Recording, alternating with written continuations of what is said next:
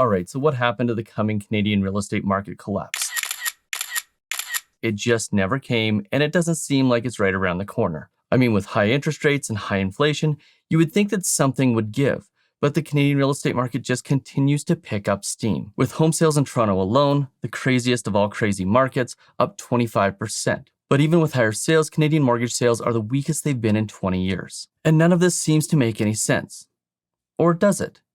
Well, that's what we're going to discuss in this video. But before I get into it, my name is Nolan Matthias, and if you want to thrive financially, this is the place for you. So do me a favor, hit that subscribe button and hit the like button so more people like you see this video. And if you want to hit that notification bell as well, be my guest. Okay, so the Canadian real estate market is just weird right now, and there's two sides to this story. There's the people who believe that the Canadian real estate market should fail, and fail catastrophically, and there's those who see something else going on, and I have to think that for potential buyers, this is incredibly confusing, because everyone is saying that higher interest rates should have the real estate values come down, and that higher inflation just means that there's an inevitable recession coming down the road, and that this cannot last forever. And they might be right. But then there's also the other side of the story, which are the things that are keeping the housing market on fire. And those three things are primarily migration, improved household finances, and changes in preferences, which I will get to in a minute. But first I need to go in and show you these headlines, because these headlines paint a picture of why the Canadian real estate market isn't collapsing like many think it should. So first and foremost, we have the most recent data out of the Toronto Real Estate Board, which is home sales are up 25% from last year, but supply remains low. And this really is the story. It is the fact that few people are selling, which is keeping housing prices high as people still want to find their way into the market. And this is even in the face of higher interest rates that continue to go up and up and up. But it turns out that this isn't just a Canadian problem. In fact, all over the world, in modern economies, higher interest rates are still not triggering pandemonium. Countries like Australia, New Zealand, the US, England, Scotland all find themselves in similar situations where higher interest rates are not bringing down home values as much as expected. Now, that being said, it's not because there's more housing sales than there were in 2020 and 2021. It is largely because of the fact that the demand for houses is remaining high, at least relative to the amount that are available for sale. And this is proven by the fact that in places like Canada, mortgage growth is the lowest it's been in the last 20 years. Which is an indication that people are buying less houses, but it's also an indication that people are moving less often. And that's probably the key point here, is that there's less overall transactions happening in modern economies. And a lot of this is probably to do with the fact as well that investors aren't flocking into the market the way they did in the previous 3 years. But there's another layer to this story as well, and that has to do with preferences, and specifically the preferences that changed as a result of the pandemic.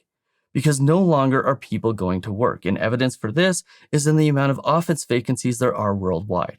In fact, in Toronto, office vacancies are so low that several housing developers are trying to do their best to get the city of Toronto to allow them to convert them into residential units. And quite honestly, those residential units are needed given the amounts of immigration that are happening in modern economies. Because I think as a general rule, many people who may have been sitting on the fence as far as moving to modern economies go, decided after the pandemic that they now needed to make those moves. Which means migration to places like the US, like Canada, like Australia, and like the UK has spiked quite substantially, meaning that there's less housing supply available in those countries, and those countries obviously have not been able to build at the necessary rates. Now, combine this with the other huge factor, which is household finances, and the fact that they're significantly better today than they may have been several years ago, even with higher inflation, well, that's creating a perfect storm that's allowing real estate prices to remain level. And when I talk about household finances, what I mean specifically is that many people during the pandemic learned to save out of necessity and stocked away relatively significant rainy day funds, meaning they can withstand the higher interest rates, and on top of that, they're remaining employed for longer as the labor market stays tight. So with continued income and higher savings rates, that's allowing many people who may have defaulted in a less booming economy to hold on to their homes. Now, that's not to say that this won't all change, because there is evidence from the past that when you increase interest rates to deal with high inflation, you can put an economy into a recession pretty quickly.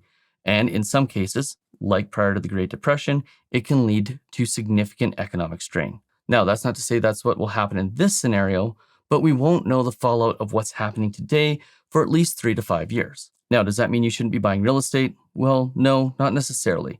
Because renting right now is just as bad as owning with respect to higher costs. But the main difference between being a renter and an owner is at least if you're an owner, you're in control of your destiny. And on top of that, there's significant evidence from Stats Canada that proves that over the long run, owning a home provides significantly higher net worth over the long term. The key thing with respect to your decision of whether or not to buy right now is whether or not you can afford the home for the long run. And there's some things you can do to protect yourself just in case the market turns. The first is obviously when you buy a home, make sure that you aren't putting all of your money into the down payment and that you'll be cashless as a result. And the second is to back out the amount of housing expenses you would have relative to what you can qualify for. So instead of buying a home that would require you to put 40% of your income towards housing costs, maybe buy a home that's only going to require 25 to 30% of your income. That way, you'll be able to at least create a plan to put some money aside for if the worst happens, like higher interest rates or like a job loss. And this isn't rocket science. The best thing you can do right now in an economy where the real estate market is as uncertain as it is to make decisions that minimize your risk. And the best way to minimize your risk is to minimize the amount of money that you have to pay every single month to other people.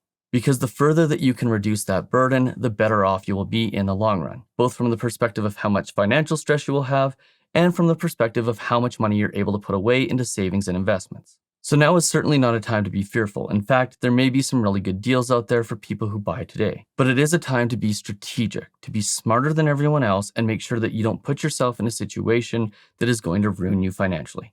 And if you'd like help with that, we're always here and available for you. Oh, and if you want to see another video about how to get ahead of 99% of people, make sure you check out this one right here.